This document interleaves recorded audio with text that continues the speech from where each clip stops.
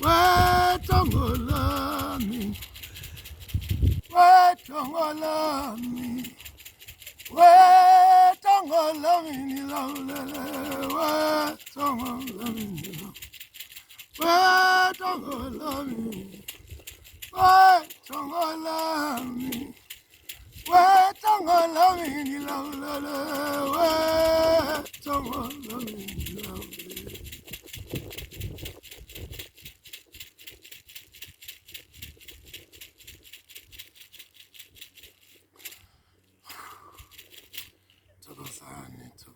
Takalani, Lisedi. My name is Kenosi. They call me Gogo Kenosi, Mkulu Kenosi, or just old school Kenosi, born Karabo, Mpometis, Lepota, Dipoko.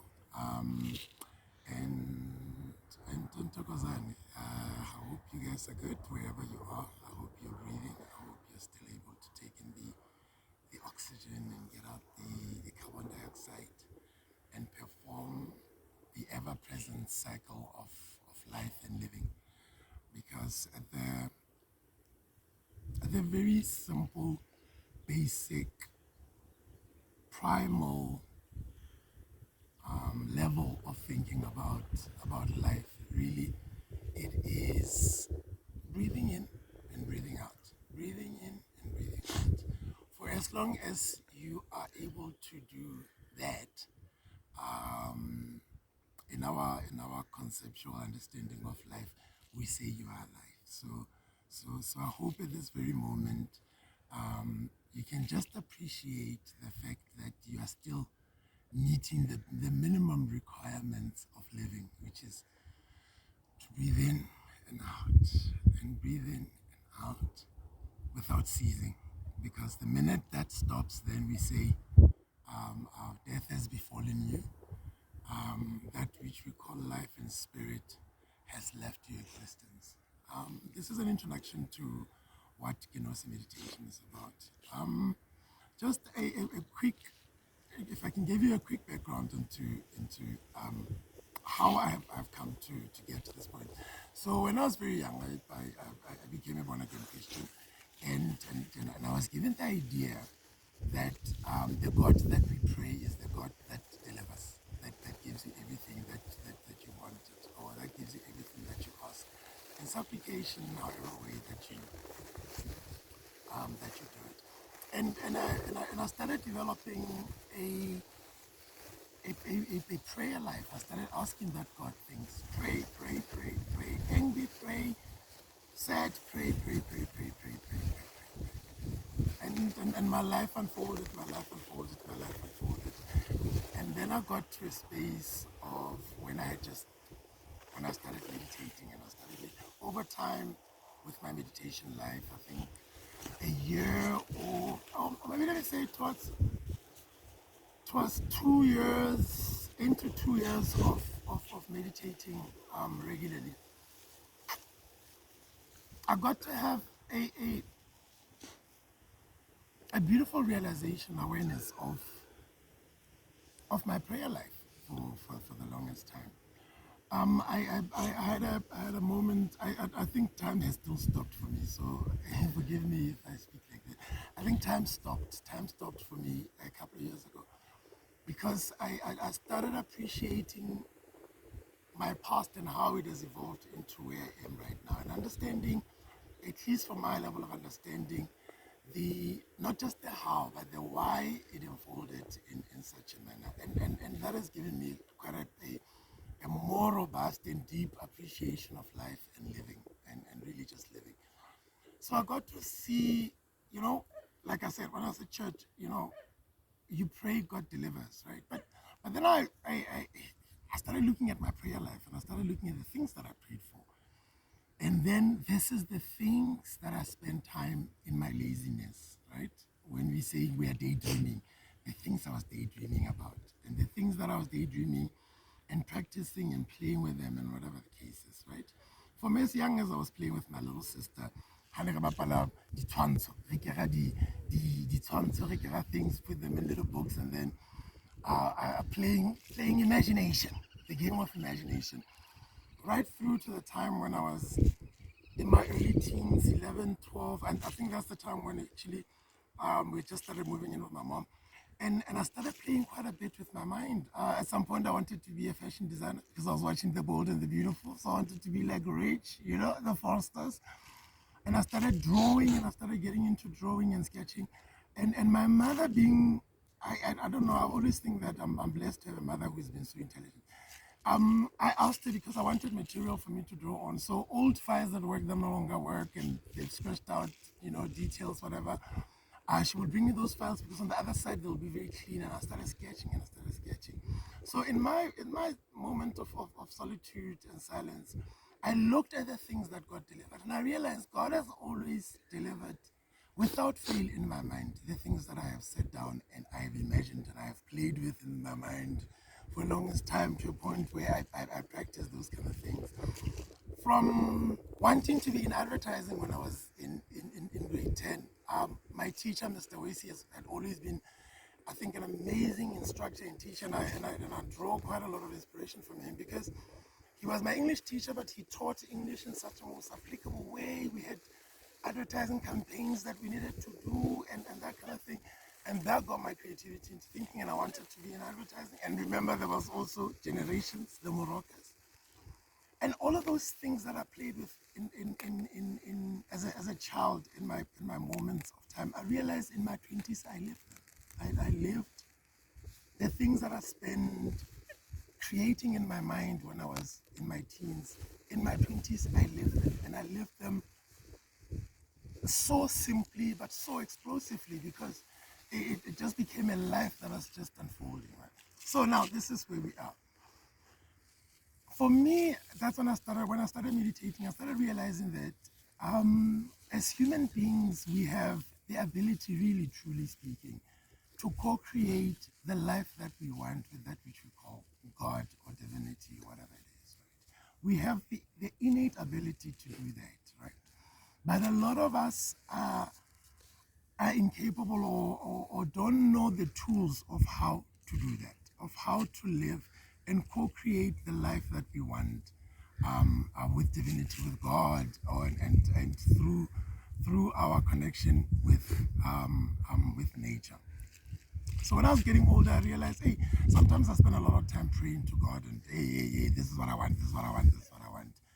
And I realized, really, I don't spend enough time understanding the intelligence of that God, because I think if I can grasp the intelligence of that God, I'll stop asking for things and I'll start knowing how to get things done, right? And that's what brought me to meditation. I wanted to transform. I think at the core of it, for me, what drove me towards meditation, is because somebody promised me that with meditation I'll be able to heal, or at least be able to manage my mental health a lot more. So that was the first key about why I wanted to do meditation. The second reason why I wanted to practice meditation was because people said it improves your creativity, right? It improves your creativity. As someone that has worked and love working in the creative industries, that for me was like a bonus number two. So those are the key things that that made me want to start meditation, and those things I think meditation has delivered on. But the third one that I want to talk about today is truly what meditation is for me as an experience that I hope some of you will be able to experience over time. A friend of mine reminded me today. We were talking about meditation, and he reminded me that I should explain it in a way that the tech savvy youth or millennials will be able to understand it. So meditation as a practice, as a daily practice, is he said, I must use the tower, the network tower, right? It's like you are a network tower. Because we say that we are of God, we come from God, and we represent that which God is. We are the physical embodiment of God. In Kemet knowledge, we say we are Ra.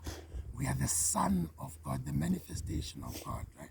So that means we are constantly at any given point connected to that which God is, right? In its various expanded or whatever form, we are always connected to that God.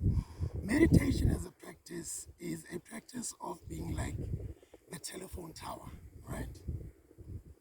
When there is external factors, noises, weather, whatever, it might disrupt it might disrupt the connection, right? And then your videos start buffering. Oh, I hope this one doesn't buffer.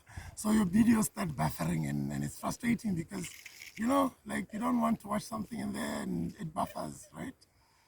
Another issue that might affect the connection is if the actual tower itself and the wiring and stuff are faulty, or whatever they call it, are faulty, right?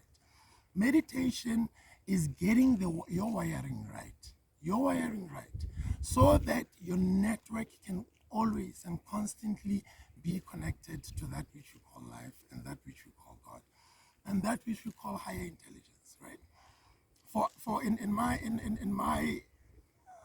conceptualization, or at least for communication purposes, in describing God, God is the creative intelligence behind all things manifest in life, right? Meditation is the practice of connecting to that intelligence, to that creative intelligence, okay? And with that connection, then the more we meditate, because we're trying to strengthen the connection that we have with that which we call God, right? Now there is a rewiring that's going to happen, the rewiring that happens internally, right? In some instances, you're not even going to see that the rewiring is happening. You'll just notice over time of practicing meditation that the things that used to make you really, really upset no longer upset you, right? So the rewiring happens in some level automatically. But on another level, the rewiring happens and also brings awareness, our awareness to where the faulty things are, because we need to fix. We need to fix where the faulty wiring is, right? So this is where the prominence of you connecting to what we call amadrozi, your ancestry or your lineage or whatever the case is, right? Because you are or a final, right? Unless you have a child, which is now the final, right? Embodiment of that entire lineage. You are embodiment of that entire lineage, right? So that entire lineage has things, good and bad, right? Now, the re-establishment of that connection only serves this purpose, right? It is not to pray to your ancestors. I don't think your ancestors want to be. I don't think they want you to pray them, honey. Like, trust me. Let me just talk about my father. I don't think my father really, as an ancestor now who has passed away, wants me to sit down and pray him. I don't think he would want that. But it's connecting to that which is the life that came before you, that you may understand and know why the life that you are at now is the way that it is. So that in you understanding how it got to this level, why you are where you are at this very moment, you may be shown things or places where changes have to be made inside of you, because that's the only place that change is going to come from.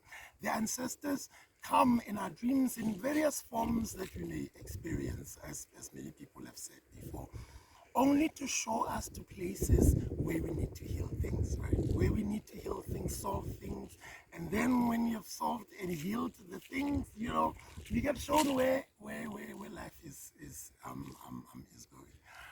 One of the things I spoke about when I started this video, in conclusion, is after I got born again, I developed a very childlike faith in God, and I've seen that which I call God deliver on the things that I said. I have faith that God will do this. There's a scripture that says, "Faith is the substance of things hoped for, and the evidence of things not seen." For me, where I am in my understanding of that scripture is the evidence of things not seen, right? The evidence of things not seen for me is that I realized in my 20s that I was searching for a lot of things. I wanted this and I was going all over the world or all over places, whatever, looking for things. And I realized I got very lazy and I got tired. So with meditation, how it has helped me or how it has transformed my understanding of that scripture of faith is to understand the evidence of things not seen, right? Meditation has allowed me to know when to act, to know how to act, and to know how to practice time, how to do certain things at a certain time for me to get maximum output. And it has opened up time in my life, right, for me to do many other things because now I can do things more efficiently because my entire intelligence is present, my body and my mind and everything is present and is able to do things. And with that, I always say to my friend Sipo that I wanted to develop a precision of a sniper, for me not to do things over and over again and get this result and just try to transform the results over time. For me to know how to do things at least at the very level once, and then the thing that I'm doing is able to achieve the results that I want. So over time with my meditation, I think I have managed to develop that kind of pivotal skill. And the reason why I think the skill has developed over time, that which I call the precision of a sniper, is because I've worked continuously on the tower.